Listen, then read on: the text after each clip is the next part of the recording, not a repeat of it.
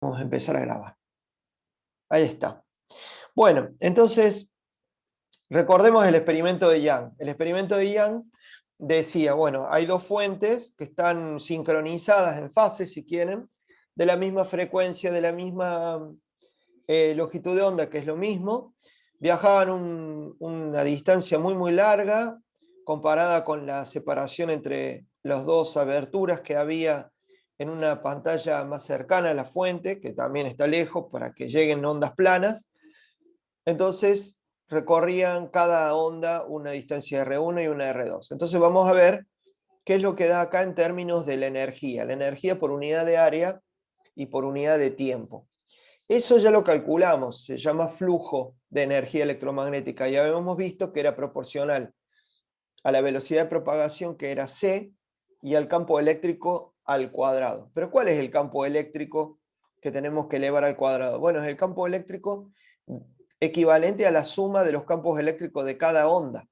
Entonces, es la suma de los campos eléctricos de las dos ondas lo que nos va a dar interferencia. ¿Por qué? Porque el campo eléctrico de una se va a sumar o restar al campo eléctrico de la otra dependiendo de la diferencia de fase. Ahí está toda la complicación está ahí. Pero bueno, no es tan difícil. Una vez que hagamos la cuenta para un caso, vamos a tener el término de interferencia en irradiancia o en densidad de energía, y lo vamos a poder aplicar para otros casos. Entonces, lo que veamos ahora nos va a servir para lo que sigue. Entonces, ¿se acuerdan que habíamos expresado cuánto era la diferencia de camino entre las dos ondas? Bueno, y eso lo habíamos expresado en función de Y, que era la distancia desde el eje de simetría hasta el punto P, y D, que era la distancia entre una pantalla y la otra. Entonces, habíamos hecho para eso una aproximación de un ángulo θ, siendo ángulo θ este ángulo de aquí, que cuando están muy lejos estos dos caminos son paralelos, entonces forman el mismo ángulo θ. Para θ pequeños vale esta aproximación, lo cual va a valer también en el laboratorio. Y como la diferencia de camino... bueno, ¿pudieron descargar?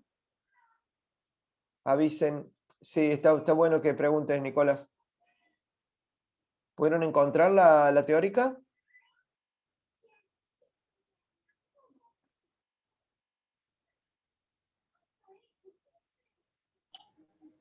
No, todavía no se subió. Hacen bien en decirme porque creía que ya lo había subido. Estaba lenta para subir. Bueno, entonces, ¿cómo represento a partir de una diferencia de distancia recorrida entre dos ondas? ¿Cómo represento la diferencia de fase? Es muy simple, chicos, chicas. Para transformar la diferencia de camino de una onda con una diferencia de fase, lo único que hay que hacer es multiplicar la distancia espacial, la diferencia de distancia, hay que multiplicarla por k. En realidad es k por el camino óptico.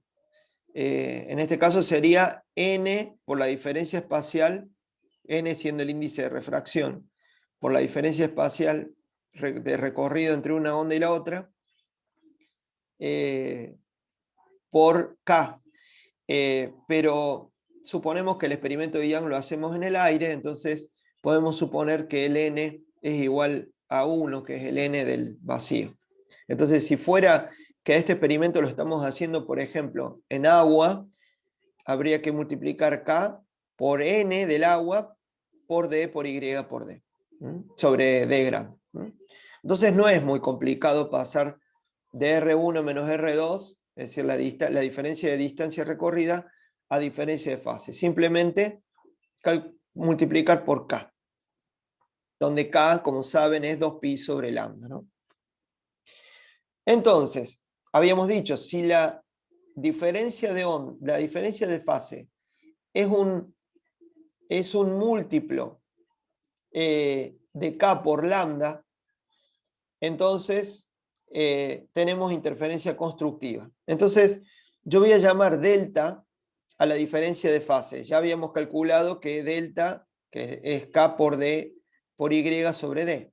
Para el caso máximo, cuando tengo interferencia constructiva, lo que voy a decir máximo es el máximo de intensidad. Por eso le pongo máximo. Porque esta diferencia de fase va a dar lugar a una línea brillante, ¿no? A la máxima intensidad. Por eso le pongo máximo. ¿Cuándo voy a tener una mayor intensidad? Cuando la diferencia de fase sea un múltiplo de K por lambda. K, el número de onda, por lambda, una longitud de onda. Que es lo que habíamos visto antes. Entonces, y acá yo le sumo múltiplos de 2pi. ¿Por qué? Porque la fase está en radianes. Entonces, porque se acuerdan que la fase va dentro del coseno, del seno, etc. Entonces, lo que yo hago agregándole 2pi es volver a la misma posición, al mismo ángulo. Entonces, es trivial que todo lo que sirva para este valor de delta, va a ser igual para ese mismo valor de delta si yo le aplico, si yo le sumo 2pi, 4pi, 6pi, 8pi. ¿Por qué? Porque lo que estoy haciendo es a ese ángulo, K lambda, le estoy aumentando una vuelta, 2 vueltas, 3 vueltas, con lo cual el ángulo queda igual. Pero también va a haber interferencia constructiva cuando no hay diferencia de camino entre el rayo 1 y el rayo 2, como dijimos en la clase anterior. Si estoy en el centro de la pantalla, como dijimos, si estoy en el centro aquí de la pantalla, el camino que recorre la onda 1 es el mismo, que el camino que recorre la onda 2. Entonces, ahí la diferencia de camino entre las dos va a ser 0. Entonces, nuevamente, ahí vamos a tener interferencia constructiva. Entonces, fíjense cómo quedó la expresión para los delta, las diferencias de fase, para las cuales tenemos máximos de intensidad. K lambda más 2pi. Entonces, este delta va a ser función de n. Con n igual a 0 voy a tener K lambda, con n igual a 1 voy a tener K lambda más 2pi, con n igual a 2 voy a tener K lambda más 4pi, etc. Reemplazo ahora incluyendo los ceros, digamos, ahora incluyendo los ceros, voy a tener que los máximos, en donde voy a ver más brillante, va a ser tal que K por D por I máximo sobre D va a ser 0, 2pi, 4pi, etc. Eso, y también reemplazando K, que K es 2pi sobre lambda. Entonces, de esta expresión, yo puedo sacar dónde están en la pantalla los máximos, la posición de cada uno de los máximos. Vamos a ver si ya terminó de cargar. No, sigo teniendo error. Voy a volver a cargar. Bueno, nuevamente vamos a intentar a ver si sube. Muy bien. Entonces, las posiciones sobre la pantalla de los máximos van a estar en función de n. Con n igual a 0, porque va a ser la única cantidad que va a ir cambiando. Con n igual a 0 va a corresponder al centro de la pantalla, en donde va a haber efectivamente un máximo, y después en múltiplos de d grande por lambda sobre d. Y eso, si ustedes se fijan entre un máximo y el otro, entre el máximo de orden 1 y el máximo de orden 2, y entre el máximo de orden 3 y el de orden 4, siempre el salto en Y va a ser el mismo. Entonces voy a tener todas las rayas brillantes sobre la pantalla equiespaciadas, digamos, ¿no? Y a un lado y por encima del eje y por debajo del eje. Entonces voy a tener sobre la pantalla una raya brillante acá, otra acá, otra acá, otra acá, todas separadas por la misma distancia. y para abajo también, a la misma distancia. Y entre medio de dos rayas brillantes, todo un degradé que va a pasar por las rayas oscuras, donde va a haber interferencia destructiva. ¿Y cuando ocurre la interferencia destructiva? Cuando el delta vale un múltiplo de k lambda sobre 2. Entonces, perdón, sí, sería un múltiplo impar de k lambda sobre 2. Entonces, ¿por qué? Porque cuando las ondas están desfasadas media longitud de onda espacialmente, eso corresponde a una diferencia de fase de k lambda sobre 2. Y a ese ángulo le pasa lo mismo que al mismo ángulo al cual le sumo 2pi, o le sumo 4pi, o le sumo 6pi u 8pi. Entonces, esta es la condición para que haya un mínimo de interferencia, o lo que es lo mismo, para que la diferencia de fase corresponda a un mínimo de interferencia. Entonces, reemplazo k, que es 2pi sobre lambda, y con eso yo puedo obtener la posición de los mínimos. Y los mínimos son los múltiplos impares de d lambda sobre 2d chica. Y lo que vamos a ver es que el mínimo va a estar exactamente entre los dos máximos.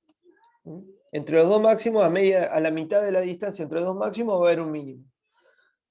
Lo cual es lógico. ¿Por qué? Porque entre dos máximos va a haber toda una variedad de diferencias de fase que va a llevar, entre otros, a tener una interferencia destructiva máxima. Entonces yo ya sé cómo ubicar los mínimos en la pantalla a partir de la distancia, midiéndola con una regla, y dónde están los máximos. Y de esa manera saber cuál es el n correspondiente. El primer mínimo va a ser el mínimo de n igual a 0, va a ser el primer mínimo que encuentro a un lado y al otro del eje. Y así, y a medida que va creciendo n, me voy a ir alejando del eje con los subsiguientes mínimos entre dos máximos. Va a ser como un ar, como rayas blancas y negras, digamos. Y entre medio de una zona de grises. Bueno, ¿cómo paso yo entonces? Yo ya sé dónde están los máximos, pero ahora quiero ver cómo depende el brillo de la luz de esa diferencia de fase. Entonces, para definir lo que es el brillo, lo que tengo que definir es energía. Lo que yo observo es, con mi ojo, es cantidad de energía, el flujo de energía que atraviesa la pantalla o que llega a la pantalla por unidad de tiempo. Pero además, mi ojo no llega a ver los claroscuros que genera la vibración de la luz. Ustedes saben que depende de omega t, ¿no? En los campos. Entonces, eso hace que en el tiempo el campo oscile. Ahora, el tiempo, si yo pongo omega, es una medida de la frecuencia. Para obtener el período de una onda en su variación temporal, eso es la inversa de la frecuencia. Y normalmente, la inversa de la frecuencia en la luz natural, en la luz visible, los periodos en los que varía típicamente la onda en el tiempo son muy chiquitos respecto a lo que logra detectar nuestro ojo. Entonces lo que ve nuestro ojo es un promedio acumulado a lo largo de un tiempo mucho mayor al periodo de la onda. Entonces lo que va a haber que hacer es promediar esa energía por unidad de tiempo y por unidad de área. La vamos a tener que integrar en el tiempo y sacar un promedio, que es lo que va a ver nuestro ojo. Y es lo que ve nuestro ojo.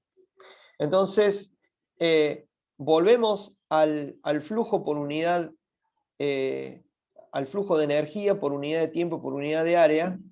Y eso habíamos dicho, pueden ver las clases anteriores, cuando calculábamos cuánto era ese flujo.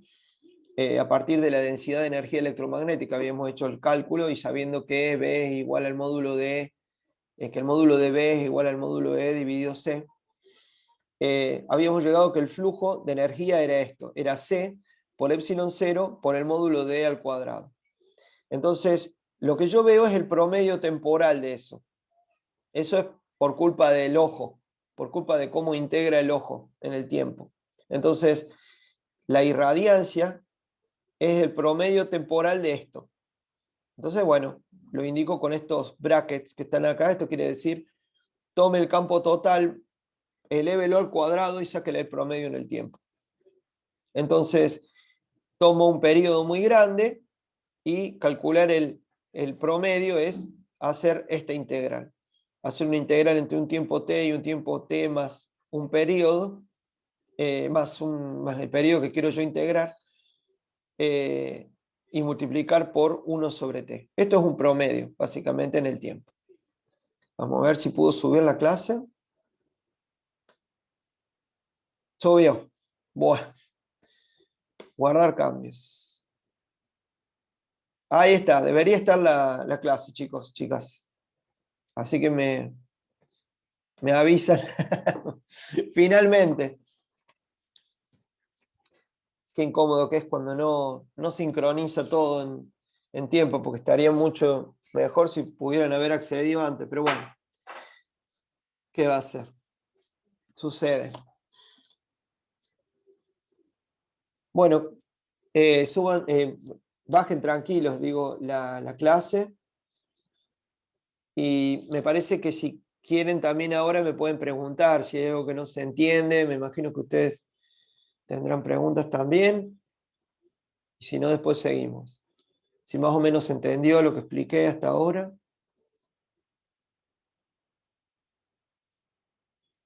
No sé si lo vieron, probablemente lo vieron ya con Yamila en la clase anterior del práctico. Muy bien. Bueno, entonces, vamos a tener que calcular esta integral, ¿no? Este i lo tenemos que calcular, lamentablemente. Así que bueno, vamos a ver para dos ondas cuánto da este módulo de E al cuadrado.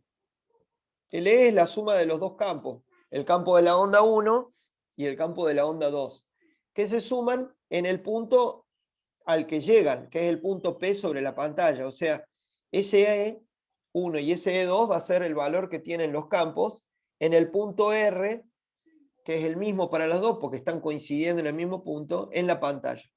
Entonces, fíjense que dependen de omega. Entonces, una va a ser K1 por R, porque viene desde la rendija 1, y otra viene desde la rendija 2, K2 por R. El R es el mismo porque coinciden en el mismo punto. Omega T porque tiene la misma frecuencia. Y acá en el libro, este es el libro de Hedge de óptica, ¿ya? Se agregan epsilon 1 y epsilon 2 que son como si tuvieran diferencia de fase. Esto después se va a hacer cero, porque en realidad las dos fuentes, las dos ranuras emiten sin desfasaje una de otra. Entonces, esto no lo consideren, ¿no? Pero fíjense que si mi ojo fuera instantáneo en ver la intensidad dependería de omega t, entonces yo vería un centelleo. En cambio, lo que nosotros vemos en el experimento es una línea permanente brillante o una línea permanente oscura, y eso es porque estamos integrando, nuestro ojo integra en el tiempo. Bueno, las amplitudes también van a ser iguales, así que no nos vamos a hacer tanto problema porque tengamos E01 y E02, así que por eso no se hagan problema. Y son vectores las amplitudes, porque eso depende en qué dirección viaja el campo eléctrico, ¿no? Qué dirección tiene el campo eléctrico que va viajando en la dirección de K, ¿no? K1 y K2. Entonces, no se preocupen tampoco porque estamos tan lejos que K1 y K2 van a ser paralelos, porque se acuerdan que si ponemos muy lejos la pantalla, los dos K son prácticamente paralelos, son las líneas que recorren los rayos, son prácticamente, no se juntan en el infinito. Entonces, todo esto se va a simplificar un montón. Bueno, ¿y cómo es E al cuadrado? El módulo de E al cuadrado es E producto escalar por sí mismo. si cada E es la suma de las dos ondas, entonces la expresión para el módulo al cuadrado es el cuadrado del módulo cuadrado de E1 más el módulo cuadrado de E2 más 2 veces el producto interno entre 1 y E2. Entonces, bueno, tenemos esa expresión. E1 y E2 son paralelos. Entonces, este producto interno no va a ser 0, sino que va a ser no nulo. Y va a equivaler al módulo de E1 por el, perdón, al módulo del vector E1 por el módulo del vector E2. Bien. Bueno, lo interesante es que si nos olvidamos un poco de las constantes, I es la suma de 3 términos. Entonces, el primer término va a ser el promedio de esto, el segundo término va a ser el promedio de esto. Esto, si yo lo promedio en el tiempo, me va a dar una constante. Esto también me va a dar una constante para la diferencia de fase que tengamos. El tema de interferencia viene por este término de acá. Entonces, lo que hay que analizar para la interferencia no es tanto los primeros dos términos de este módulo de la suma, el, el módulo cuadrado de la suma. Sí, lo que tenemos que analizar es esto y ver cómo varía esto en función de la diferencia de fase. Así que nos vamos a concentrar solamente en el tercer término de este módulo. Entonces, en otras palabras, es esto, que es 2E1 por E2 en promedio. Y E1 por E2 están multiplicados escalarmente, como les mostré acá. Entonces vamos a calcular este término de acá. Bien. Entonces E1 por E2 es, escribiendo como estaban los campos antes, E1, las amplitudes vectoriales de E1 y de E2, coseno de K1R menos omega t más epsilon 1 por, este es un por normal, digamos, escalar, coseno de K2 por R menos omega t más E2. Entonces, lo que hacemos ahora es separar la parte temporal. Entonces voy a hacer el coseno de la suma y el coseno de la suma acá para separar la parte temporal. Entonces, de desarmar esto que está acá adentro, planteando el coseno de la suma, como les digo, sale esta expresión, que es un poco larga, pero lo que les pido que tengan atención simplemente es a esto. Esto es algo que esto multiplica a este corchete que ven acá. A este corchete de acá, perdón, y a este corchete de acá. En las corchetes hay algo que depende del coseno de omega t, algo que depende del seno de omega t, algo que depende del seno de omega t y algo que depende del coseno de omega t. Cuando distribuyo, van a aparecer términos en coseno de omega t al cuadrado y seno de omega t al cuadrado. Y yo sé que para promediarlo es una pavada porque el promedio en el tiempo del coseno de omega t es un medio, el coseno de omega t al cuadrado es un medio. ¿Por qué? Porque el coseno al cuadrado va entre 0 y 1, porque es solamente los valores positivos. Entonces, el valor medio de eso ya lo hemos visto, es 1. Es un medio, perdón. Y lo mismo para el seno de omega t al cuadrado. El promedio temporal del seno de omega t al cuadrado es un medio también. Entonces, ¿qué queda? Queda que al aplicar la propiedad distributiva entre estos, todo lo que tenga coseno de omega t al cuadrado se va a transformar en un medio, y todo lo que tenga seno de omega t al cuadrado va a quedar con un medio también. Bien, los otros términos, porque van a quedar términos cruzados, uno con coseno que multiplica este con seno y este con seno que multiplica el coseno. Ese en el promedio se van a hacer 0. Entonces, porque van a ser todavía funciones que van a pasar, que van a ir desde 1 hasta menos 1. Entonces, esos términos cruzados se van a anular al promediarlo. Lo único que va a sobrevivir, como dice acá, lo único que sobreviven son los términos en coseno cuadrado omega t y seno cuadrado omega t. Entonces me queda esto. Me queda esta expresión. Y la diferencia de fase, y me queda con un coseno de algo acá adentro. Esa es la diferencia de fase. Ahora, E2 y E1 no le vamos a dar importancia, entonces la diferencia de fase va a ser esta, y K2 y K1 van a ser paralelos. Este es un caso muy general, entonces también esto se va a simplificar. Y además, las amplitudes, la amplitud de la onda 1 y la amplitud de la onda 2 es la misma. Entonces, con todo eso, me queda que el término de interferencia me queda como un medio, el módulo al cuadrado de cada una de las ondas por el coseno de delta. Y delta es el mismo delta que calculamos antes, que es K, porque las dos ondas viajan en la misma dirección, por R1 menos R2, o R2 menos R1, no me acuerdo cómo lo habíamos escrito.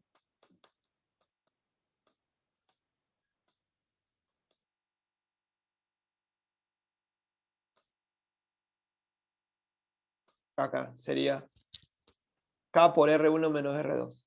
Ese es delta. Por eso es el mismo delta que acá. Si se preguntan si es el mismo delta, sí, es el mismo delta. Entonces, cuando vean este delta o este delta, es el mismo que calculamos antes. No se tienen que aprender la cuenta de memoria. Lo que quiero que sepan es que, producto de que hay dos ondas desfasadas y que ese desfasaje depende de qué punto estemos mirando en la pantalla, la intensidad de la luz, que depende del flujo de energía por unidad de área y por unidad de tiempo integrada, va a depender de la diferencia de fase. Y que esa diferencia de fase se puede escribir en función de la posición en la pantalla. Eso es simplemente lo que hay que acordarse. Entonces, ¿cómo queda al final el término total de irradiancia? Queda 4 veces la intensidad de cada una de las ondas, y la intensidad de cada onda es la irradiancia de cada onda es el módulo del campo eléctrico de la onda al cuadrado sobre 2. Fíjense que yo tomo la intensidad de una onda sola, me da esto. La intensidad promedio de una onda sola me da esto. Lo interesante es que me da acá 4 veces la intensidad de una onda sola. Eso es súper interesante. Aumenta la intensidad por el coseno cuadrado de delta sobre 2. Así queda el patrón de interferencia. Esto es lo que indica cómo varía la luz en función de delta. Bien. En los casos de I máximo, entonces, habíamos dicho que delta es 0 o múltiplos de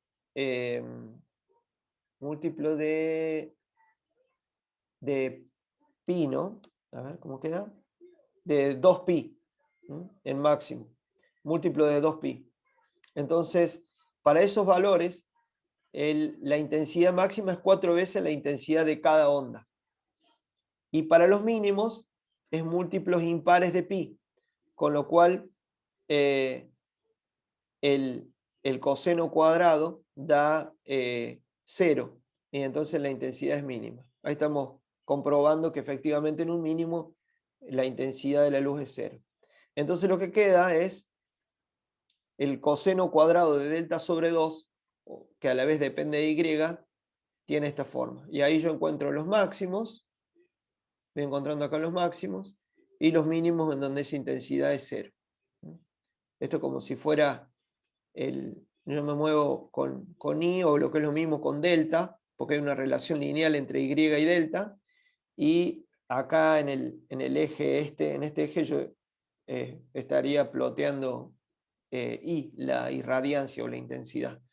Entonces voy a tener alternadamente máximos y mínimos con valores intermedios en el medio, y donde los máximos están equiespaciados, como ya vimos, y los mínimos también están equiespaciados.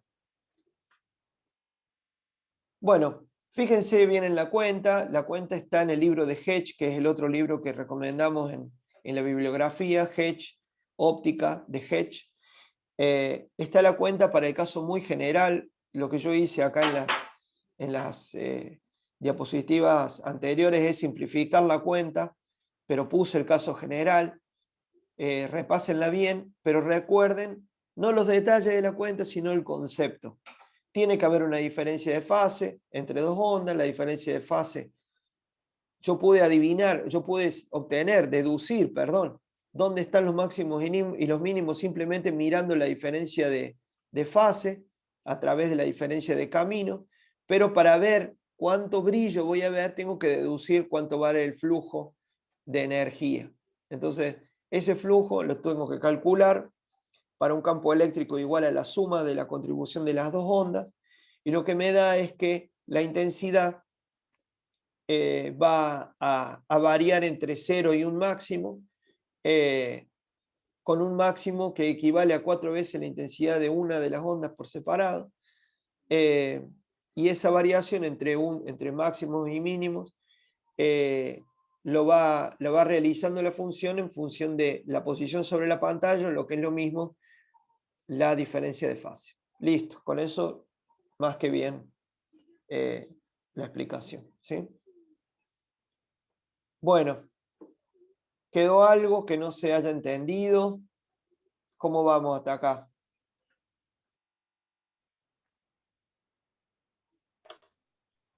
Oh, bien, bien. Bueno, me alegro porque no es tan fácil de ver, pero esta es la base para todo lo que viene. Entonces, todas las diferencias de fase en términos de ángulo, lo vamos a volver a ver en otros ejemplos de interferencia. ¿Alguna otra pregunta? Yo quizás me quedé con la duda de cómo llegamos a 4 Ajá, y 0. O sea, dale, mira, lo vemos así. Lo hice medio rápido a la cuenta, pero ¿te acordás que el I, tal como lo habíamos descrito acá, I es la suma de sí, 3 términos? sí, Entonces, durante un tiempito nos concentramos en este término, pero también sí, estaba este término y este otro.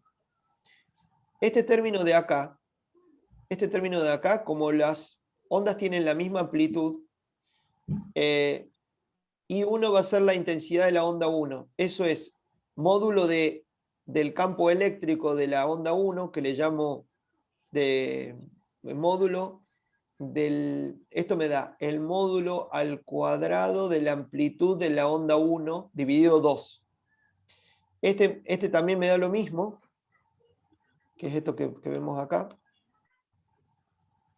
sí, I1 da esto, I2 da esto. Y después tenemos que I12 me da esto. sí, Entonces el, el, el I que terminamos teniendo es, yo ahora expreso esto en términos de I0, ¿no? Entonces me queda la suma esto, 2 veces más esto, me da I igual a 2I0 por 1 más coseno de delta. sí, Y de ahí hay una propiedad de 1 más coseno, que se lo que te puede da transformar coseno en cuadrado. coseno cuadrado. Y ahí me queda 4I0. Ah, genial. Entonces, Sí, sí, es interesante porque los máximos de irradiancia van a ser más brillantes, si quieren, que la irradiancia que tendría, que es 2 veces más brillante que la suma de las irradiancias de cada una de las ondas por separado. claro, Pero eso no va a haber problema con la energía, ya lo vamos a ver, tiene que ver con el proceso de interferencia, pero por lo general vamos a ver que hay un aumento del brillo en las zonas de máximo. Y eso va en desmedro de las otras zonas en donde hay menos intensidad. Entonces la energía se va a conservar, pero es como que vamos a lograr enfocar la energía en ciertos puntos en donde ahí va a haber mucho más brillo que lo que yo tendría de brillo si solamente miro una sola fuente. Ah, genial. Bueno, Gracias. sí, de nada. Y eso va a depender del cuadrado del número de rendijas. Entonces, por eso aparece un 4, porque son 2 rendijas. Después vamos a ver qué pasa con 4 rendijas, n rendijas. Está buenísimo, el fenómeno es muy interesante. Bueno, ¿otra pregunta?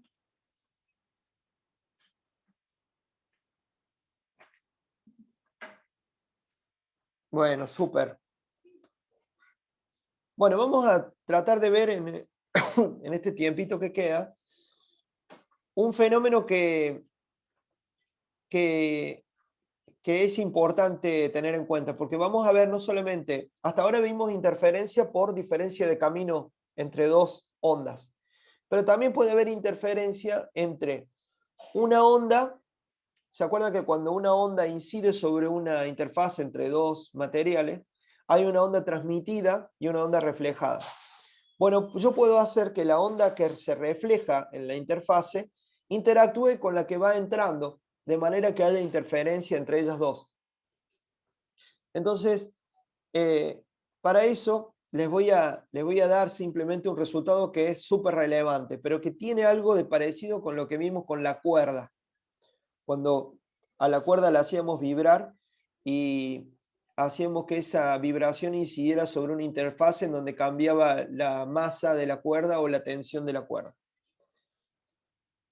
Esta es el FET, es una capture de la app esta de FET, en donde ustedes podían ver la ley de Snell, ¿se acuerdan? Entonces, habíamos visto que en la experiencia podemos ver que todo rayo incidente da lugar a un rayo transmitido en una interfase, pero también un rayo reflejado. Y haciendo unos cálculos que no vamos a hacer en este curso, pero haciendo cálculos sobre la manera en la que el campo eléctrico de la onda cambia a través de la interfase, lo que se puede ver es que de la misma manera que la cuerda con un extremo fijo, ¿se acuerdan que cuando teníamos una cuerda con extremo fijo, yo le tiraba un pulso y el pulso que volvía del extremo fijo era con la amplitud negativa? Yo le tiraba un pulso positivo y de la pared, o sea, o lo que equivalía a tener una cuerda supermasiva, volvía el mismo pulso pero invertido en amplitud. Bueno, de la misma manera, el rayo reflejado en la interfase, cuando el índice de refracción de abajo es mayor que el de arriba, el rayo reflejado se invierte respecto al rayo incidente. O sea, hay una diferencia de fase que en términos de fase justamente es de pi, es de una cantidad en radianes igual a pi. Eso quiere decir que el rayo incidente tal como llega a la superficie es el mismo que el rayo reflejado que vuelve a salir de la superficie, pero corrido en una cantidad, en un corrido en fase, una cantidad que es pi o menos pi. Entonces, ahí está buenísimo, porque esa propiedad que ocurre solo cuando N2, que es el medio de abajo, es más grande que N1, esa propiedad me puede servir a mí para hacer interferir el incidente con el reflejado. Y de esa manera puedo generar también patrones de interferencia con máximos y mínimos, jugando con otro parámetro que me haga variar eso. Entonces, lo que les quería mostrar ahora, lo que les voy a mostrar ahora en un ratito, porque vamos a hacer ahora un descanso, es un caso de interferencia haciendo valer el hecho de que un rayo incidente sobre una superficie que divide un n menor de un n mayor, el n mayor es el n hacia donde va el rayo, para que nos ubiquemos bien, va a generar en el rayo reflejado una diferencia de fase en más menos pi. No vamos, como les digo, no lo vamos a deducir, pero vamos a tratar de, vamos a usarlo. Franco, no entendí eso último. Bueno, hay algo Sí, no entendí en lo de particular. esto de que se desfasa pi. No lo veo en la imagen. No sé si es una cuestión de que no está como a escala o una cuestión de que es No, no, algo. no, no, está bien, porque es medio, no entré en detalle. ¿Vos te acordás lo de la cuerda, te acordás? Sí, me acuerdo de dónde hacen cuerdas. ¿Te acordás que vos tenés una cuerda atada a la pared y vos le tirás, le tirás un pulso? Ese pulso que yo les mostré va hasta la pared y al volver de la pared, si está atado a la pared, la cuerda, desde la pared vuelve el mismo pulso, pero con el valor de la amplitud negativo. ¿Te Sí, acuerdas? Vos le hasta ahí tirabas te un pulso sigo. para arriba y venía un pulso para abajo. Sí, Entonces, si vos en vez ahora de mandarle un pulso a la pared, le mandás una sinusoide, lo que va a volver de la pared, sin tener en cuenta la interacción entre las dos, ¿no? Pero si lo que vuelve de la pared es la misma sinusoide, pero multiplicada por -1. Entonces, está lo que bien. quiere, lo Sí, que o quiere sea, el decir... desfasaje, perdón. Sí, dale, dale. No, que el desfasaje tiene que ver con, o sea, Con el con la cambio, sí. señal, claro, con la onda que devuelve y no con el rayo. O sea, esa era mi pregunta. Claro, claro. Entonces, cuando vos le ahora le mandás una sinusoide, multiplicar por -1 equivale a correr la misma forma de la onda en pi. Claro, sí, sí, genial. Entonces, hagan la prueba con el seno, con la función seno, y después dibújenla, seno de x, seno de tita, lo que ustedes quieran, seno de tita, poner. Y después al lado dibújenle seno de tita más pi, o seno de tita menos pi, y le va a dar menos seno de tita. O sea, correr en una fase de pi o menos pi, por eso le pongo que puede ser indistinto ponerle el más o ponerle el menos, ya vamos a ver que nos conviene poner más o menos de acuerdo a cómo querramos resolver el problema, pero es lo mismo. Multiplicar por menos, sumar una fase de pi es lo mismo que multiplicar por -1 en una onda sinusoidal. ¿Está bien? Sí, sí, ahora sí, me queda claro. Ah, qué Gracias. bueno, qué bueno. Bueno,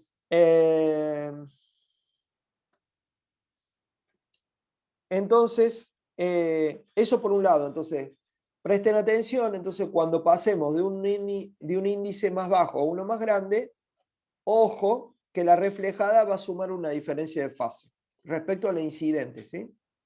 Además que va a viajar en el sentido opuesto, ¿no? Eso no hablamos del K, pero el K apunta para el otro lado, porque se va por donde vino, digamos, ¿no? Ese cambio de fase, sin embargo, no lo sufre el transmitido. Entonces es medio raro, pero como les digo, las cuentas no las vamos a hacer en este curso. Pero lo que hay que acordarse es que si paso de un índice menor a un índice mayor, la reflejada se lleva diferencia de pi o menos pi. Y la transmitida no se lleva nada. O sea, no cambia su fase. No hay un salto de fase. Va a cambiar, va a ser distinta la forma en la que evoluciona la fase en el medio N2 porque va a cambiar el K. Y el K, cambia el K porque cambia la longitud de onda porque estoy en otro medio. Pero no va a haber un salto de fase como le pasa a la reflejada. Bueno, vamos a descansar un ratito y si quieren arrancamos y 35, 10 y 35 volvemos para seguir con lo que falta. Bueno, aprovechen para descansar un toque.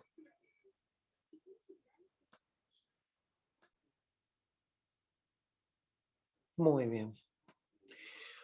Bueno, entonces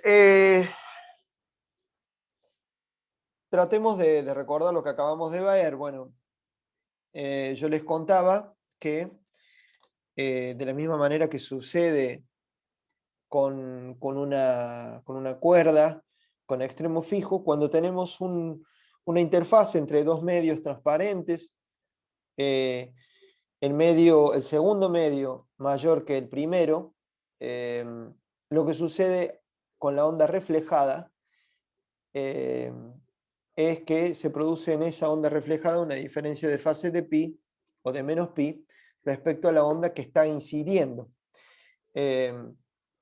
La onda que incide y la onda reflejada viven en el medio de índice N1, que es más chico que el medio, que tiene que ser más chico para que esa diferencia de fase se dé, que el índice en donde está la onda transmitida. Sí, eso podemos agregar. Si la onda va desde un medio mayor a un medio menor, la onda reflejada no presenta esa diferencia de fase. Entonces, también es bueno recordar eso, que la diferencia de fase de más menos pi en la reflejada solamente se da cuando N2, el índice de la refractada o de la transmitida, es mayor que el de la incidente. Pero si no se da esa condición, la reflejada no tiene ese desfasaje de fase. ¿Sí? Así que recuerden eso, porque también puede darse la situación en donde la onda incidente intente pasar de un medio más grande a uno más chico, y en ese caso la reflejada que existe, no va a presentar esa diferencia de fase. Entonces, eso es muy importante recordarlo, queda grabado, y cualquier cosa me vuelven a preguntar. Ya vamos a ver un caso, inmediatamente un caso en donde eso ocurre. Entonces, vamos a contar qué es lo que sucede con una onda que incide de manera prácticamente vertical en una capa de aceite. Entonces, y que esa capa de aceite es muy, muy finita. ¿Cuán finita es? Bueno, y ahí lo importante es que, como ustedes ya saben, para hacer interferencia es muy importante que nuestra luz no pierda coherencia. Entonces, ni coherencia espacial ni coherencia si tenemos más de dos fuentes, pero sobre todo no perder coherencia temporal. ¿Y eso cómo se hace? Bueno, se hace haciendo que la luz, primero que la luz mantenga su coherencia el mayor tiempo posible, pero además que la luz, antes de interferir, no haya recorrido tanto espacio, digamos, o no haya recorrido distancias muy largas, porque eso equivale a un tiempo que va a ser cada vez más largo. Si recorre una distancia cada vez más larga, el tiempo de recorrerlo va a aumentar también. Y cuanto más pasa el tiempo, más chances hay de que pierda su coherencia. Entonces, nos concentramos en sistemas en donde la diferencia de fase se produce en distancias muy pequeñas, cosa de no perder la coherencia. Entonces, el ancho de la lámina es una medida de la distancia a lo largo de la cual estoy seguro que no se pierde la coherencia. Bueno, y supongamos que hay una capa de aceite entre dos capas de aire. La longitud de onda de la onda incidente es lambda, y que la onda incide, es que la capa de aceite tiene dos placas, es como si fueran las dos capas, los dos extremos de la capa de aceite fueran paralelos y planos, y la onda incide perpendicular a la interfase, o sea, el ángulo de incidencia de la onda incidente es 0. O sea, incide bien a lo largo de la normal a la superficie que separa el aire del aceite. Bien, es uno de los casos más simples de incidencia. Bueno, ¿qué es lo que va a pasar? Bueno, lo que pasa es que aún aunque sea prácticamente normal la incidencia, va a haber una onda reflejada. Entonces, por más que sea muy, muy poquita la intensidad reflejada, esa onda reflejada va a existir. Como estamos muy cerca de la incidencia normal, o estamos prácticamente en la incidencia normal, la onda reflejada va a volver por el mismo camino por el que vino la onda incidente. Y a la vez va a haber una onda transmitida, que es la onda, la parte de la onda que va a pasar hacia el aceite. Entonces, también porque es una incidencia casi normal o normal, virtualmente normal, según la ley de Snell, también la onda transmitida debe tener un ángulo de transmisión o de refracción cercano a cero, o igual a cero. Entonces, bueno, además vamos a tener el índice del aceite, que no sé si les dije, pero es 1,45, el cual es mayor al índice de refracción del aire. ¿Está bien? Dos interfaces, la interfase 1, aire-aceite, y la interfase 2, aceite-aire también. Acuérdense que acá vuelve a haber aire. Muy bien. En la interfase 2, es la luz refractada de la interfase 1 que incide en dicha interfase, y eso genera a la vez una nueva onda reflejada que vuelve por donde viene la onda refractada de la interfase 1, y otra onda transmitida que pasa hacia el aire. Entonces vamos a tener este rayo reflejado en la interfase 2 y este rayo reflejado en la interfase 1. Bien. Luego, este rayo reflejado en la interfase 2 se transmite a través de la interfase 1 y emerge en la misma dirección que el rayo reflejado inicialmente en la interfase 1. Entonces, fíjense, lo que sucede es lo siguiente. De este rayo incidente se obtienen dos rayos, uno que se refleja y otro que sigue. Este que sigue se vuelve a reflejar en parte en la interfase 2 y ese reflejado vuelve a pasar a la interfase 1 transmitido hacia el aire. Entonces vamos a tener estos dos rayos y vamos a ver si estos dos rayos pueden interferir. Este que acaba de reflejarse en la interfase 1 y este que viene de haberse transmitido en la interfase 1, reflejado en la interfase 2 y refractado de vuelta en la interfase 1. ¿Se entendió? Vamos a tratar de hacer interferir estos dos rayos. Y bueno, y supongamos que hay una persona que arriba que está mirando este experimento desde arriba, que mira hacia abajo. Entonces, al ojo de esta persona le van a llegar dos rayos. Le va a llegar este y este. ¿Hay otras reflexiones múltiples? Obvio que sí. ¿Está bien? Pero ¿qué es lo que pasa? Fíjense, de la energía inicial, esta se llevó un cachito, con lo cual esta ya tiene menos energía que esta. A esta energía, la energía de este rayo transmitido a la vez se va a separar en parte de la onda reflejada y en otra de la transmitida.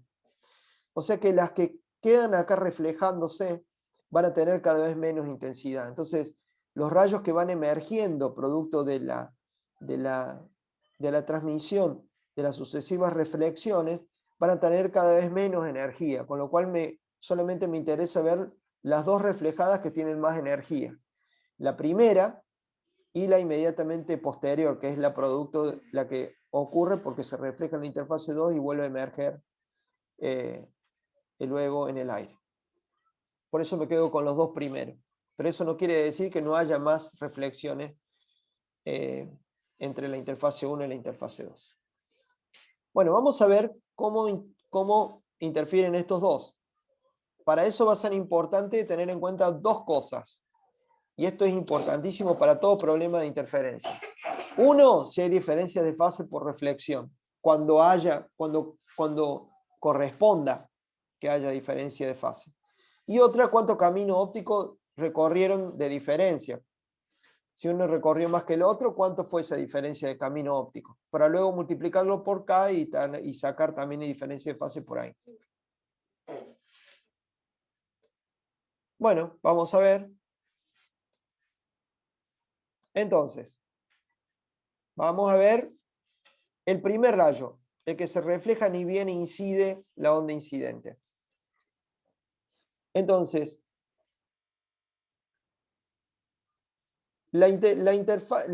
con respecto del rayo que incide, ¿cuál es la diferencia de fase del rayo que emerge de la interfase 1? La primera reflexión. Por reflejarse en una interfase desde un n mayor,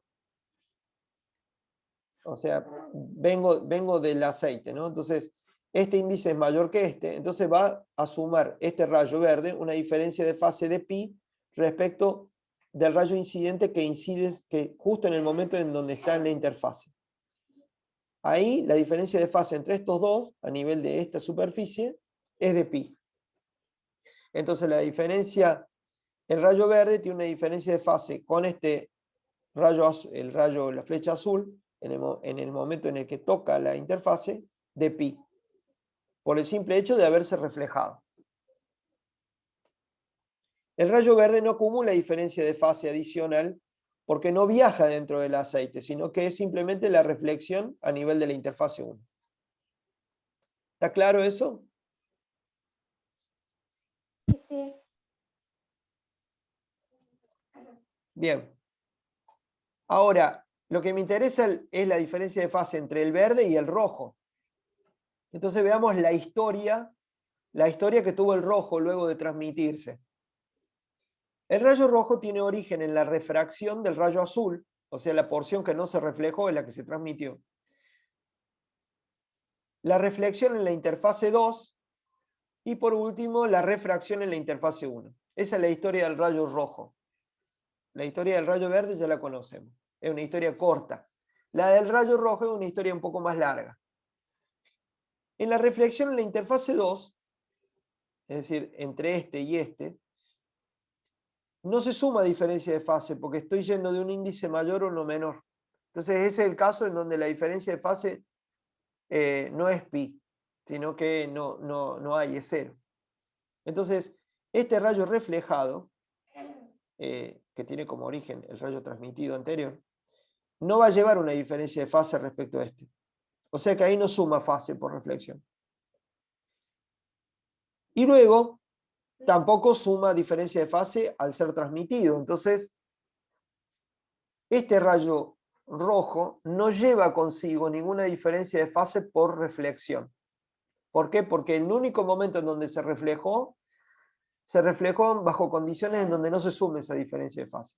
Entonces, ¿de dónde va a venir la diferencia de fase? Va a venir del camino que recorrió, que es mucho mayor que el camino que recorrió el rayo rojo, el rayo verde. ¿Y por qué va a haber recorrido mucho camino? Y porque recorrió todo este tramo dentro del aceite. D y otra vez D. Entonces, el rayo rojo al emerger de la interfase 1, junto con el rayo verde, recorrió 2D en distancia más que el rayo verde. Pero el rayo verde acumula una diferencia de fase de pi. Entonces, ¿cuánto representa entonces la diferencia de fase acumulada por el rayo rojo tras haber recorrido una distancia 2D?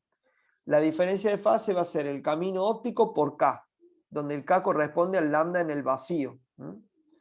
Acuérdense, el K es el lambda, el K, yo lo pienso como el lambda con el lambda en el vacío, porque yo sé que cuando hay un índice de refracción mayor que 1, el lambda se achica. Bueno, voy a usar un K de referencia que siempre va a ser el K en el vacío.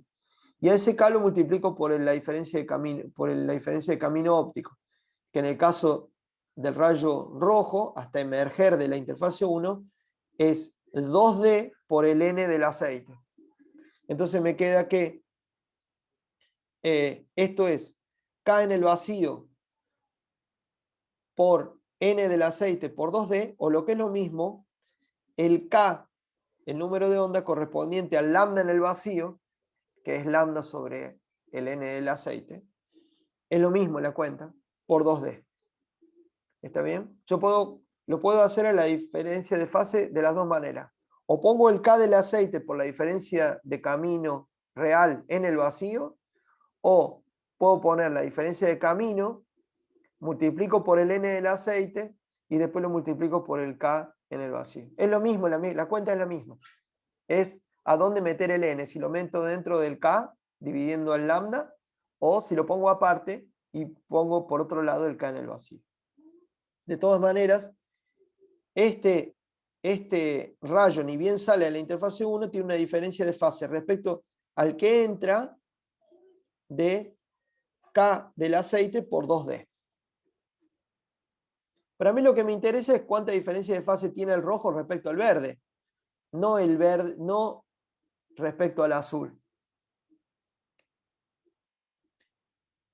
Entonces, la diferencia de fase, para ver si interfieren o no el verde y el rojo, lo que me interesa es restar la fase acumulada por el rayo verde, restarle la fase acumulada por el rayo rojo. La fase acumulada por el rayo verde va a ser 0 por el camino recorrido, porque no sumó nada de camino, y solamente pi por reflexión. Mientras que la fase acumulada por el rayo rojo es, escribiendo ya K del aceite por 2D, es 4pi por D sobre lambda AC. Esto es el lambda en el aceite. Esto es lambda en el vacío sobre N del aceite. Suma eso por haber recorrido más camino que el verde, y 0 de reflexiones. No acumuló nada. Entonces, la diferencia de fase va a ser esto menos esto. Entonces, la diferencia de fase entre los rayos verde y rojo es entonces pi, que es lo que tiene, lo que acumuló de fase al emerger de la interfase 1 el rayo verde, y a eso le resto lo que acumuló de fase el rayo rojo, 4πd sobre lambda AC. Eso también puede ser lambda en el vacío, y pongo, como está dividiendo acá, paso multiplicando el N del aceite. Bueno, y esa es la diferencia de fase entre los dos rayos que emergen de la interfase 1. El que emerge ahí nomás tras haberse reflejado, y el otro que recorre un trayecto más largo y vuelve a emerger. Una vez que yo ya tengo la expresión para lambda, fíjense que la expresión, para delta, que es la diferencia de fase entre los dos rayos, esta diferencia de fase depende del índice de refracción del aceite, que no va a cambiar, pero depende sobre todo del espesor de la capa de aceite, que es D. El lambda es el lambda de la onda que incide, así que no lo puedo cambiar. Entonces, para que haya interferencia constructiva, la diferencia de fase tiene que ser 0 más menos 2pi, más menos 4pi, más menos 6pi, etc. Para que haya destructiva va a ser más menos pi, más menos 3pi, más menos 5pi, etc. Ya estamos muy duchos con esto de para qué valores de la diferencia de fase tengo una interferencia constructiva o una destructiva. Entonces ya está. Lo que va a pasar es que si fijo si fijo lambda, es decir, uso luz de un solo color y voy modificando el espesor de la capa de aceite, vamos a tener un aumento en la intensidad de los rayos reflejados si D tiene estos valores. Menos D máximo, menos delta máximo, menos pi por lambda, donde lambda es en el vacío, ¿no? Sobre 4pi por NAC. Pero usted me va a decir, bueno, César, para un cachito, pero acá vos tenés un menos y acá tenés una distancia. ¿Estás seguro que esto de adentro te da negativo para que te dé un D positivo? Bueno, voy a tener que elegir bien los valores de delta. Y yo les dije que delta, para que sea máximo, puede valer 0 más menos 2pi, y eso incluye el menos 2pi, menos 4pi, menos 6pi, etc. En esta expresión, los D máximo positivos, 2pi, 4pi, 6pi, perdón, los delta máximos positivos, 2pi, 4pi, 6pi, no me sirven porque me dan distancia negativa. Eso es por cómo hice la resta. yo podría haber cambiado los órdenes de la resta, restarle el rayo rojo menos el rayo verde, y ahí me hubieran permitido usar estos valores de delta. No me importa si uso los negativos o los positivos, no me importa porque la diferencia de fase es la misma. Entonces, en este caso, los valores de delta, 4pi, 2pi, 6pi positivo, no me sirven porque me dan un D negativo. Entonces, el valor de delta igual a 0 me da un valor de espesor de lambda sobre 4, es el lambda en el aceite dividido 4, de hecho. Para menos 2pi me da 3/4 del lambda en el aceite. Para menos 4pi es 5/4 el lambda en el aceite, y así. El espesor para un determinado lambda tiene que ser de estos valores, de manera que tenga interferencia constructiva. Es decir, que yo vea un brillo producto de la interferencia entre el rayo verde y el rayo rojo. ¿Cuál es el valor más pequeño de D que me garantiza eso? Es este valor. ¿Por qué? Porque de toda esta lista de valores de D que me garantizaban un máximo de interferencia, es el más chiquito. Este es el más chiquito. Después es 3 veces esto, después 5 veces eso. Fíjense que esto se va a volver a repetir. El espesor más chico es 1/4 de la longitud de onda, en el medio. Entonces, si yo, por ejemplo, uso lambda igual a 550 nanómetros, que es el amarillo verdoso, ¿por qué se elige esto? Porque es la longitud de onda en la cual el ojo humano es más sensible, y que llamativamente es la longitud de onda alrededor de la cual el Sol emite mayor cantidad de energía. Sorprendente, ¿no? Entonces, el espesor mínimo que tendría que tener para el índice de refracción del aceite son 94,8 nanómetros. Es súper delgada la capa, tiene que ser súper delgada. Pero también puedo elegir otros espesores sin irme de mambo, digamos, cosa de poner en peligro la coherencia. Y esos son 3 veces eso, 5 veces eso, 7 veces eso, o etcétera. Eso para garantizar interferencia constructiva. Si quiero que se destruya, es decir, si quiero que no haya brillo en la superficie del aceite, fíjense que interferencia constructiva sería, interferencia constructiva que estos dos sumados me den brillo. Destructiva sería que estos dos sumados me den sin luz, es decir, que no vea nada reflejado, proveniente de la superficie del aceite, que no vea luz proveniente de la superficie del aceite. Para no ver luz de la superficie del aceite tengo que plantear interferencia destructiva. Y entonces ahí la diferencia de fase tiene que valer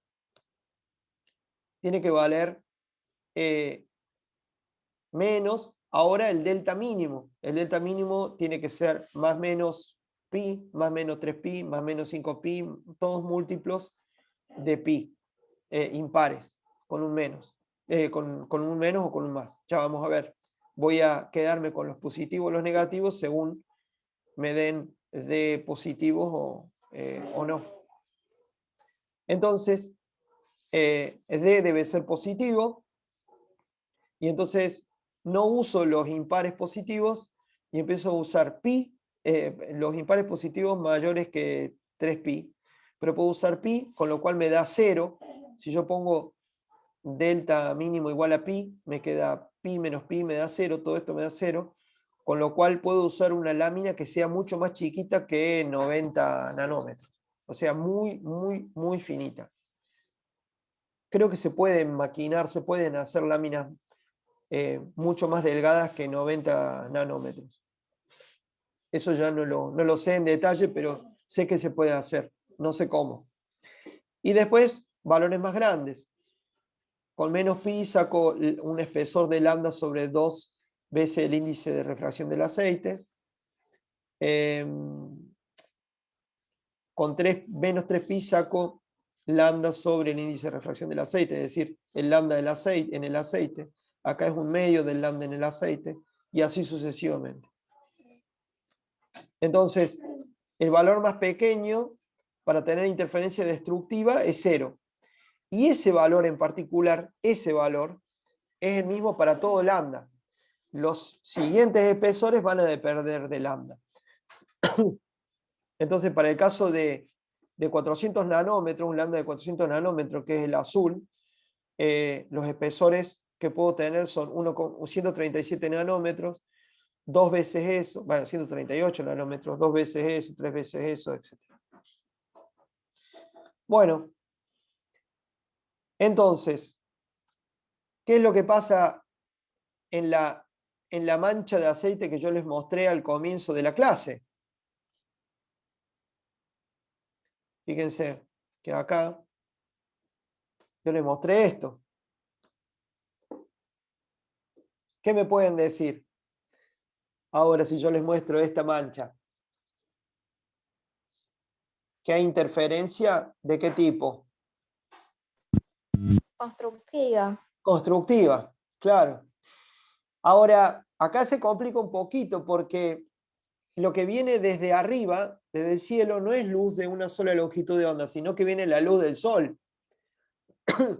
Y la luz del sol tiene todos los colores.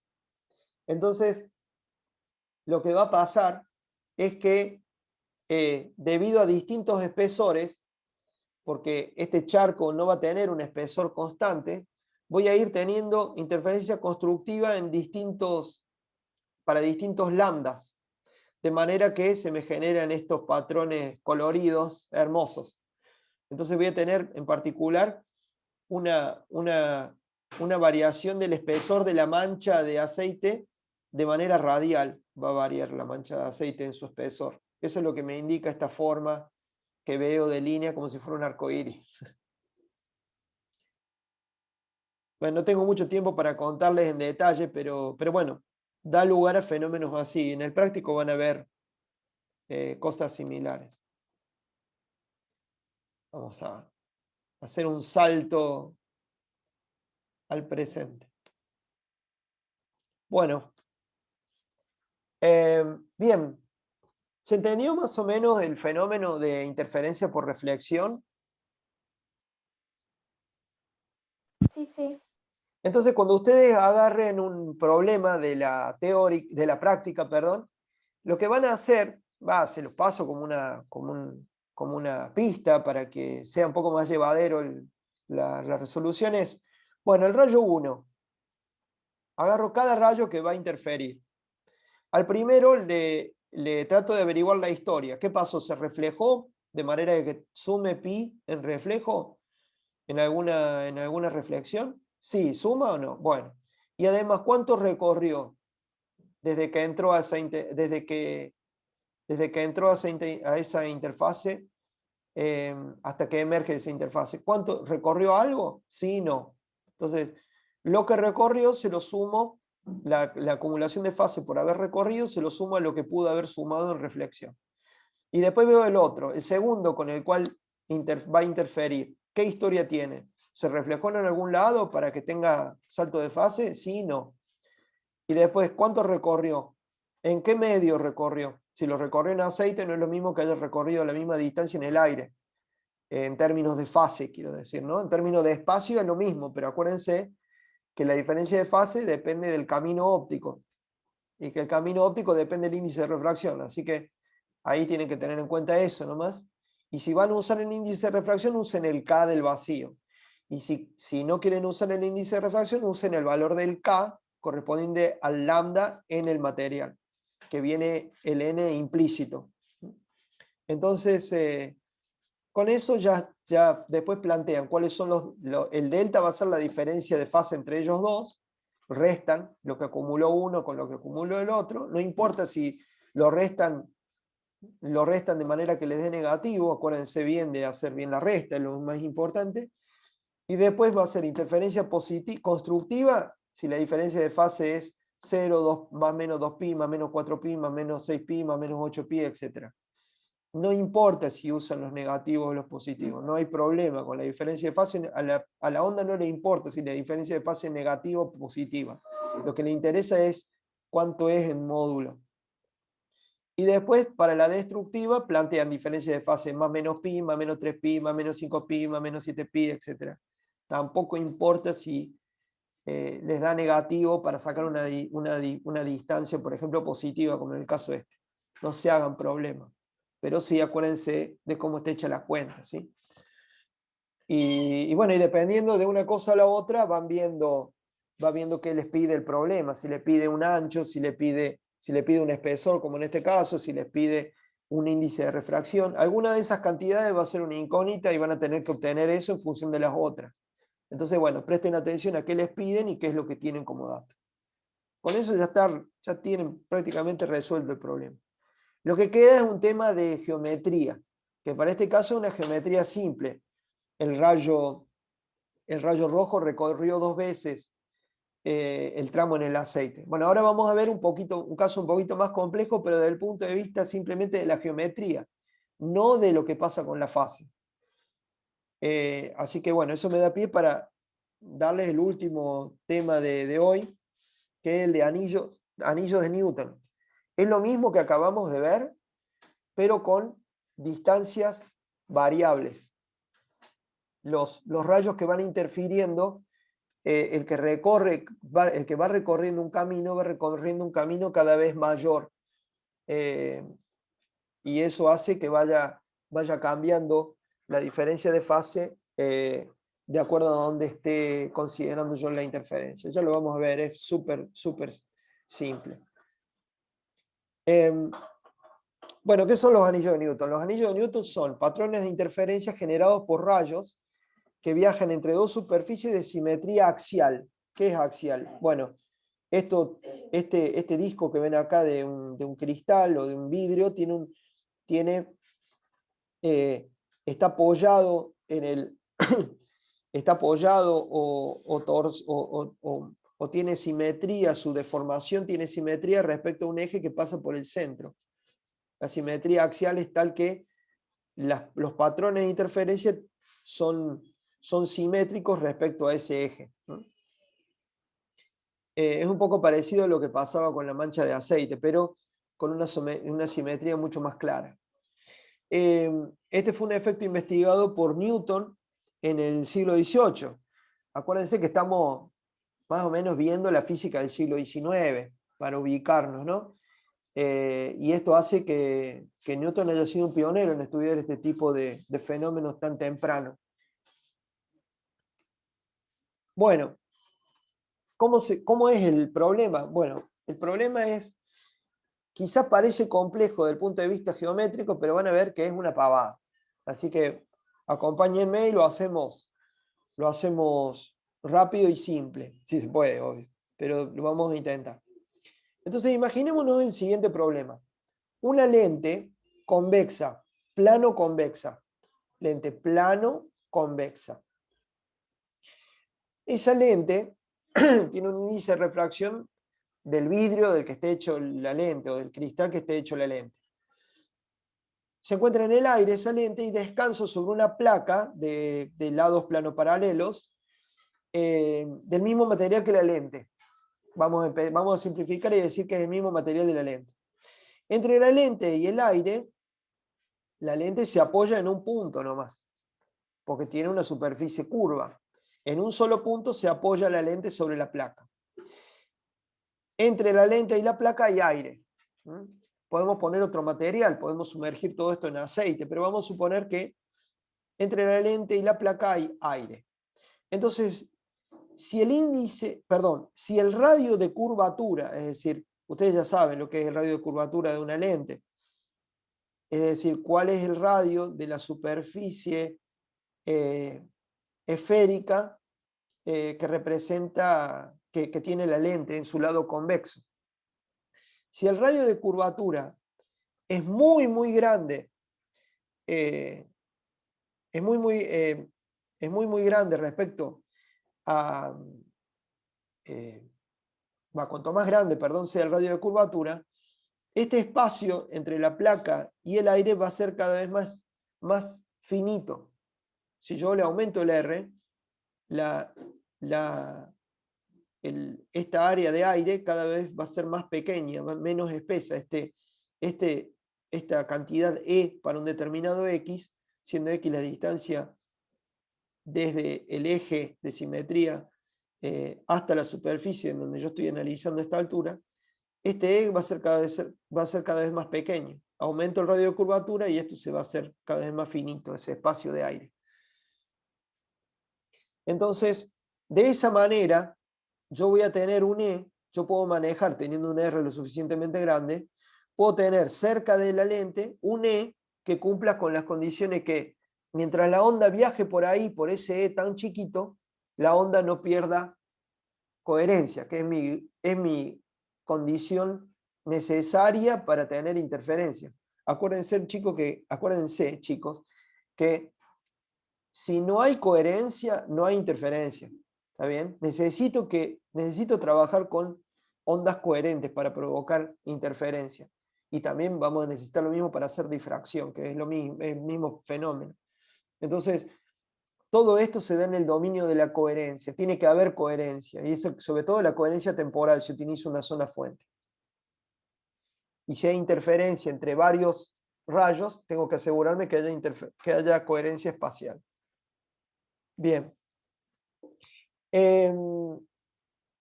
Ok, entonces ese es el seteo del experimento. Entonces, el espesor a una distancia X del eje de la lente va a ser E. Obviamente que si tomo un X más corto, el E va a ser más chico. Si tomo un X más grande, donde intersecte la superficie de la lente, el E va a ser más grande. ¿Está bien? Entonces vamos a hacer un poquito de geometría. Si yo tengo que E es el espesor en el aire a una distancia X, eso quiere decir que desde este punto hasta el centro de la lente voy a tener el radio de curvatura de la lente, que voy a llamar R grande. No me importa que el radio de curvatura esté fuera de la lente, ¿eh? No me importa.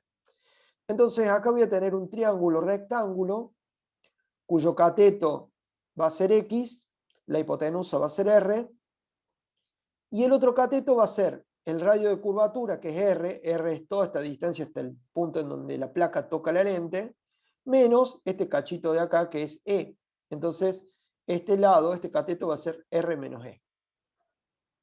Obviamente esto es una visión desde el costado, y que si yo giro todo el dispositivo alrededor del eje de simetría, que es este eje, la cosa no va a cambiar.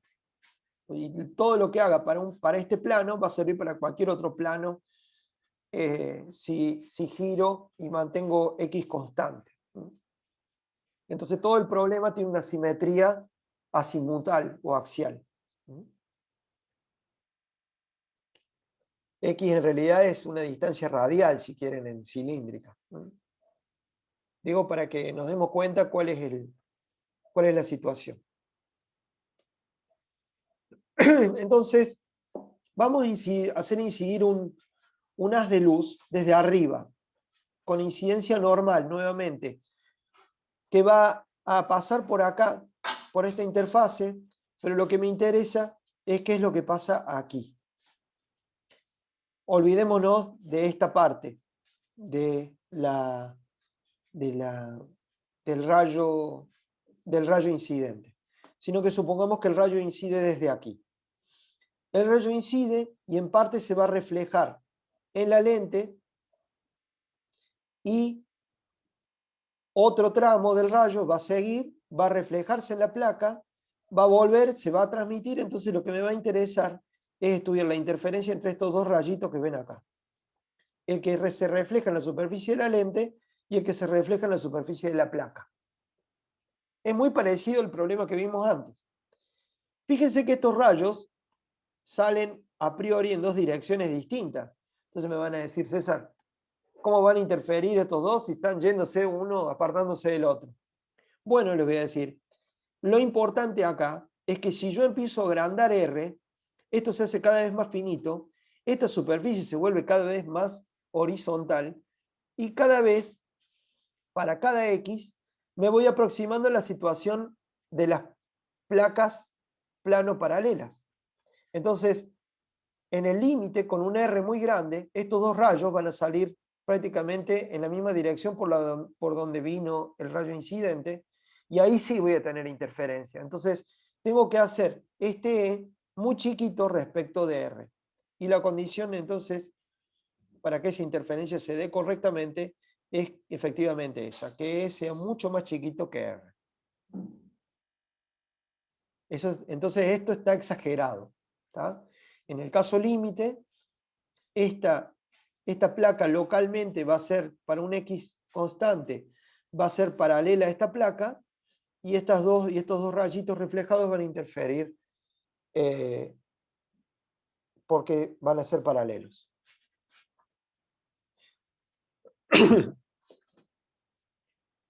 Bueno, entonces, acá lo agrandamos y vamos a poner nuevamente rayo azul incidente, rayo rojo y rayo verde, ¿no? Para verlo como antes, ¿no? Entonces, ¿qué va a pasar? El rayo incidente va a producir inmediatamente en la superficie de interfase lente-aire un rayo reflejado, que va a ser el rayo 1. Y el segundo rayo con el cual va a interferir el rayo 1 va a ser el rayo que continúa en la interfase, se refleja en la placa y vuelve a transmitirse a través de la lente. Entonces ese va a ser el rayo 2. Voy a ver y todo eso voy a pedir, haciendo R muy grande, voy a hacer que todo esto ocurra en el mismo X. O sea que esto también está exagerado. El rayo rojo vuelve por donde vino el rayo incidente y el rayo verde vuelve por el lugar en donde vino el rayo incidente. Todo ocurre al mismo X. Entonces, localmente, la aproximación va a ser tal que para ese X, todo va a ocurrir a un E constante. Bien, acá está la historia de cada rayo. Rayo 1, contame qué te pasó. Mirá, yo venía como rayo incidente, me separé del rayo incidente y ahí me reflejé en la interfase. Pero me reflejé en una interfase lente-aire, donde paso un índice de refracción mayor a uno menor. Entonces, no voy a tener diferencia de fase de pi. Perfecto. Bueno, rayo 2, ¿qué te pasó? Bueno, yo seguí camino, cuando me separé del rayo 1, seguí camino, recorrí una distancia E, después volví a recorrer una distancia E, pero me reflejé en la placa, que tiene un índice de refracción mayor que la del aire. Entonces, además de haber recorrido 2E en el aire, además de eso, acumulé fase porque cambié de fase porque reboté en un índice de refracción mayor. Entonces, ahí está la historia de los dos rayos. Ahora, ¿cómo saco E? En función, quiero sacar E en función de X, porque lo que quiero ver es dónde están los anillos claros y oscuros. Y para eso tengo que ubicar cada anillo según la coordenada radial, que en este caso es X. Entonces voy a hacer cómo es E en función de X para una aproximación en donde R es muy grande, es mucho más grande que E. Entonces aplicamos Pitágoras a este triángulo, rectángulo que yo les había dicho. Entonces R cuadrado, el cuadrado de la hipotenusa, es el cuadrado de un cateto más el cuadrado del otro. Esto es X cuadrado y esto es R menos E al cuadrado. Y después tengo,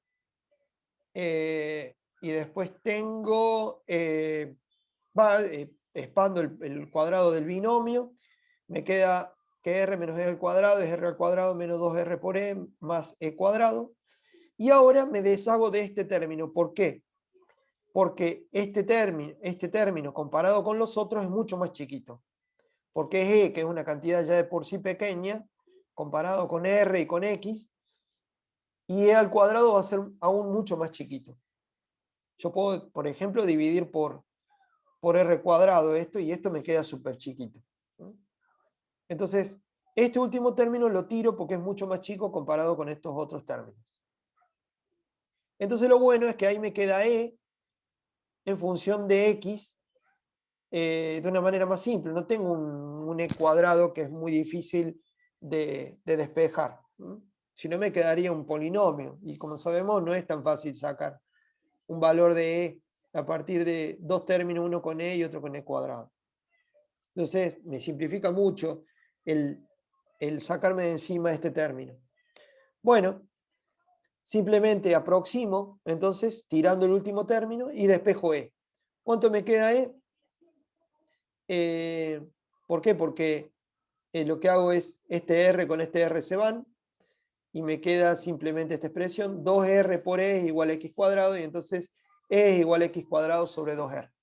Entonces ya está.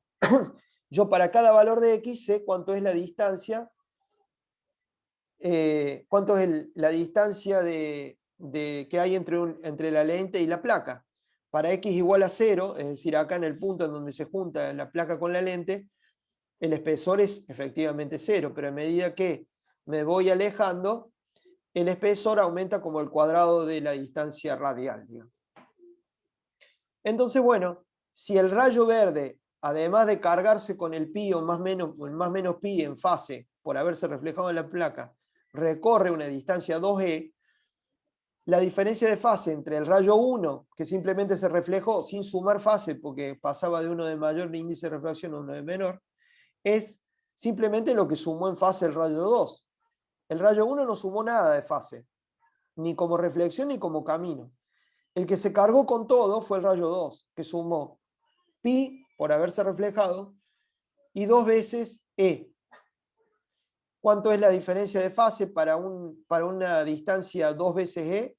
K en el aire, que es K en el vacío, por 2e. Entonces, 2e por K más pi. Esa es la diferencia de fase entre los dos rayos. ¿Y cómo es e en función de x? Es x cuadrado sobre 2r. Por eso desaparece el 2 que está acá. Fíjense qué fácil que quedó la expresión. Y que todo el trabajo que tuvimos que hacer, la mayor parte del trabajo fue para ver cómo sacábamos en función de x. Pero el problema en sí de la interferencia es bastante fácil de saber. Una vez que tenemos las reglas, lo podemos sacar muy fácil. Y lo único que nos da trabajo es la geometría. Bueno, y después ya está. Si estamos viendo desde arriba, ¿cuándo interferirán constructivamente estos dos rayos? Bueno, con la diferencia de fase sea 0 más menos 2pi, más menos 4pi, más menos 6pi, más menos múltiplos pares de pi. Eso implica que yo igualo, entonces voy a tener determinados radios, y para esos valores de radios llamados x máximo voy a tener interferencia constructiva. Ojo acá que yo sumé pi. Cuando dije la diferencia de fase del rayo 2, puse más pi en vez de menos pi. Entonces, este pi que está acá sumando pasa restando. Entonces, el primer valor de x máximo que tengo acá, porque tengo acá el 0, va a ser menos pi, y que no es compatible con algo positivo, como es algo al cuadrado. Entonces, el término menos pi, que equivale a restarle a 0 pi, no va a entrar. Tampoco los valores negativos, menos 2pi y menos 4pi, no van a entrar. El valor de 2pi positivo va a quedar con la resta, va a quedar 2pi menos pi, con lo cual me va a quedar pi positivo, y ahí sí voy a poder sacar el primer radio el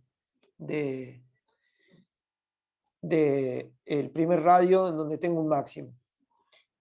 Estos valores de x van a corresponder a anillos brillantes, es decir, donde voy a ver interferencia constructiva, del color del lambda que le voy a estar incidiendo. Es un rayo incidente a un lambda determinado, de un color determinado.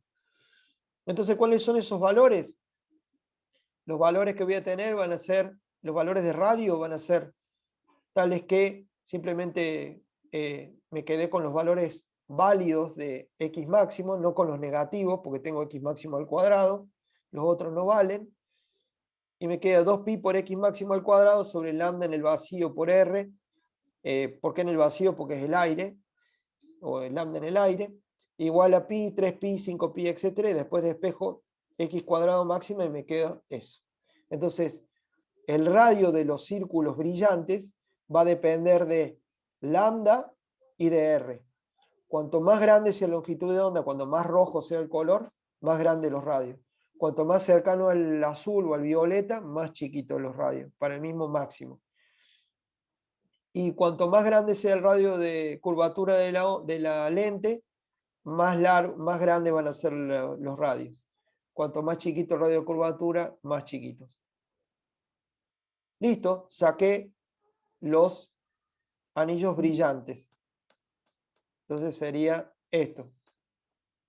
Los anillos brillantes son estos anillos verdes, ¿no?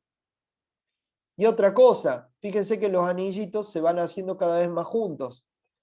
Y eso es por la variación del cuadrado de X. Entonces, la distancia entre el radio de un máximo y del siguiente se va a ir achicando conforme me alejo del centro. Eso también se ve por la dependencia en X cuadrado.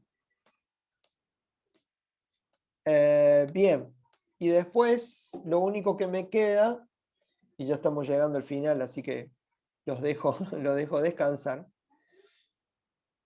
es con los mínimos. Cuando estos dos van a dar oscuridad. Es decir, acá, en esta imagen que vemos acá, en qué lugares, en qué radios voy a tener oscuridad, voy a tener anillos negros, porque los dos rayos que vienen hacia mí están interfiriendo destructivamente.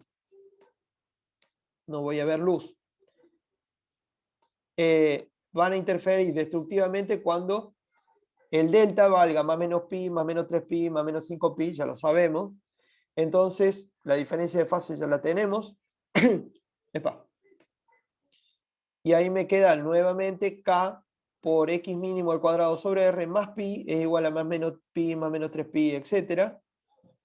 Y ahora fíjense que fíjense, nuevamente tengo que tirar todos los valores de pi positivos, negativos, y en el primer valor positivo, que es más pi, si le resto pi me queda 0. Entonces la expresión que me queda para los mínimos, para los radios del mínimo, correspondiente a anillos oscuros, es 2pi por x mínimo al cuadrado es igual a 0, 2pi, 4pi, etc. sobre lambda r. Pero x igual a 0 es un mínimo, entonces en el punto de contacto hay un mínimo. El punto de contacto tiene que ser oscuro. Y eso es lo que vemos acá. Esto está, perdón.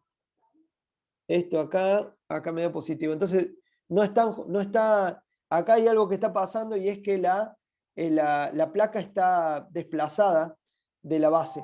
Eso lo vamos a ver, pero si la lente está pegada, tiene que tener acá un mínimo.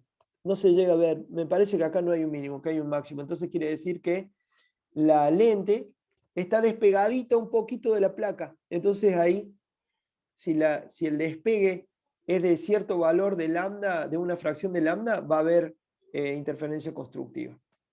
Bueno, no me valió el ejemplo para explicar el mínimo. Pero si está pegadita la lente a la placa, ahí voy a tener bien en el punto de apoyo, ahí voy a tener un mínimo. Ya van a ver en el práctico otro caso en donde se va despegando la lente de la placa. Es súper interesante. Porque va cambiando el E ahí.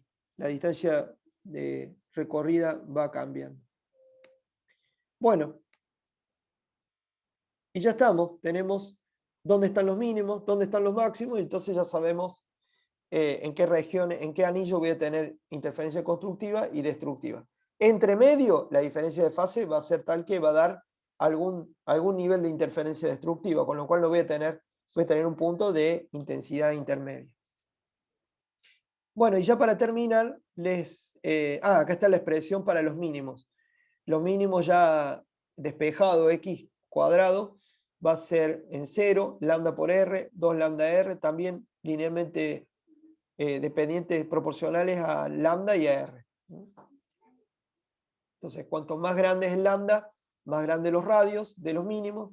Cuanto más chico el lambda, más cerca del azul en los visibles, más cerca del violeta en el visible, más chicos los radios.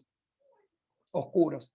Cuanto más grande el R, el radio de curvatura de la lente, más espaciados los mínimos. Cuanto más pequeño el radio de curvatura, más cerca van a estar. Ahí está. Y ahí está. Este es el caso con la lente apoyada. En el centro voy a tener un mínimo, primer máximo, después viene el mínimo siguiente y después así sucesivamente. Cada vez con máximos y mínimos acercándose entre ellos conforme me voy alejando en distancia desde el eje. Bien. Y ahora les dejo para que piensen, si yo en vez de poner el ojo acá arriba, pongo el ojo acá abajo.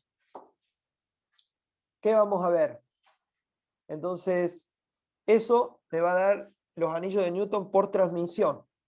Entonces, la pregunta que tienen que hacerse es, bueno, ¿qué pasa con la historia de los dos rayos? Y ¿qué va a pasar ahora con la interferencia? Y ahora la condición para máximo, si va a ser la misma que la condición que tenían por reflexión, o si cambió, y lo mismo con la condición para mínimo. Y si les parece, lo vemos el miércoles que viene, brevemente, si le pueden pegar un vistazo a eso, porque es muy llamativo. Lo que es interesante es ver cómo se conserva la energía ahí. Así que si pueden indagar cómo varía el patrón de reflexión respecto a la transmisión, buenísimo, y me lo cuentan en la próxima clase. Bueno, vamos a descansar porque fue una clase medio larga, así que hasta acá llegamos. ¿Alguna pregunta?